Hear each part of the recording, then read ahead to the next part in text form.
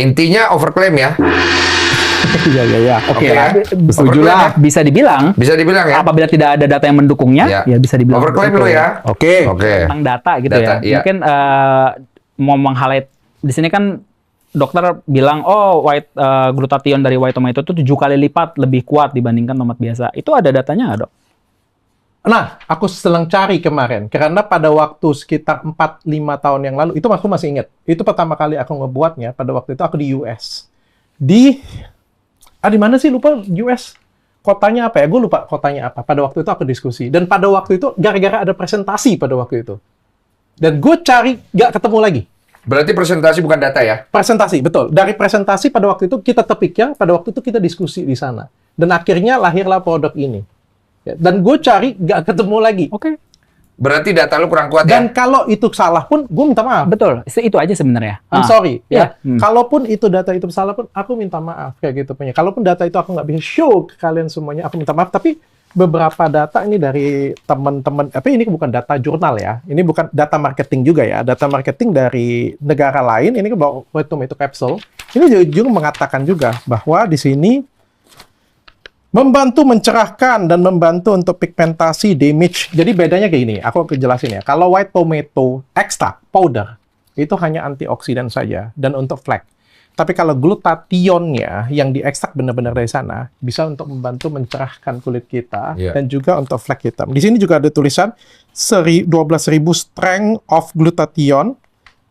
Itu kayak lebih tentang dan lebih kuat gitulah pokoknya dia ngomong kayak intinya, gitu ya. Tapi kan ini kan marketing ya, kita ngomong bukan data ya. Iya, intinya overclaim ya. Iya. Oke. Setuju lah. Bisa dibilang ya. Apabila tidak ada data yang mendukungnya, ya bisa dibilang. Overclaim lo ya. Oke. Tenang, ada gua. Gua perbaikin. Overclaim lo. Oke, ada lagi, Bro? Mungkin gue kan sudah bilang juga, beberapa gaya marketing gue memang ada yang gue harus perbaiki. Nggak apa-apa. Karena itu kan bicara marketing juga. Gue juga beberapa ini marketing gue juga harus perbaiki. It's okay. Ya mungkin saya di sini bukan berbicara sebagai dokter, cuma kan tadi sempat disinggung lu jadi juga. Diri lu sendiri aja. Disinggung juga kenapa dokter nyinggung Dr. Richard berkali-kali, sedangkan nyinggung orang-orang lain tuh nggak berkali-kali. Ini sekali lagi bukan bicara dari dokter, cuma perspektif saya.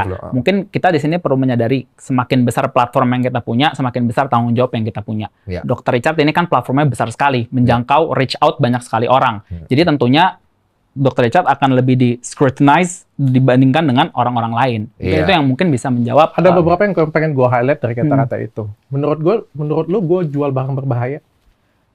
Fair, gak apa-apa keluarin aja, Bro. Mau bahas sekalian nih terkait kebetulan. Nggak apa-apa. Iya. Tadi Dr. Richard berbicara, DNA salmon gitu ya. Itu kan bukan barang berbahaya gitu. Nggak ada hidroquinone, nggak ada merkurinya. In a way, ya it's true. Nggak ada hidroquinone, nggak ada merkurinya. Cuma berbahaya atau enggak itu bisa jadi berpotensi menjadi berbahaya. Bisa subjektif. Karena itu kan ada jarumnya. Loh, subjektif. Kalau itu subjektif. Subjektif lu sabar dong, orang yang ngomong nih. Kalau misalnya orang itu awam, mereka nggak ngerti, mereka pakainya itu berlebihan, mukanya itu berdarah-darah sampai merah, atau misalnya sampai overiritasi, itu kan menjadi berbahaya. Obviously di sini berbahaya itu ada tingkatannya. Iya kan, bukan yang segala racun gitu itu berbahaya. Masuk akal. Makanya di Indonesia itu nggak diperbolehkan oleh BPOM.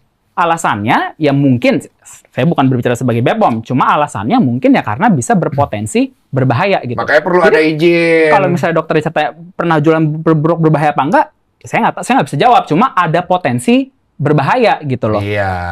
Gini aja deh, aku terima sarannya, aku terima kritiknya. Sekali lagi aku punya beberapa perbedaan pandangan, tapi aku terima semua saran. Perbedaan pandangan lu apa? Di negara lain, di Korea. Ya lu nggak bisa pakai acuan negara lain dong. Aku jelasin, Bang. Siap. Sebentar, aku jelasin. Negara lain, itu menjadi hal yang biasa. Perbedaannya adalah regulasi dari kita. Itu belum memfasilitasi hal tersebut. Abang buka di Google, abang cek tik Dermastem, muncul, Bang. Iya, tahu. Dan berapa banyak yang ngerjain roller di rumah? Banyak, Bang.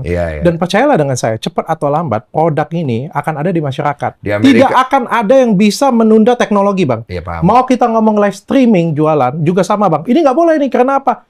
Nggak akan ada yang bisa nunda yang namanya dengan perkembangan zaman.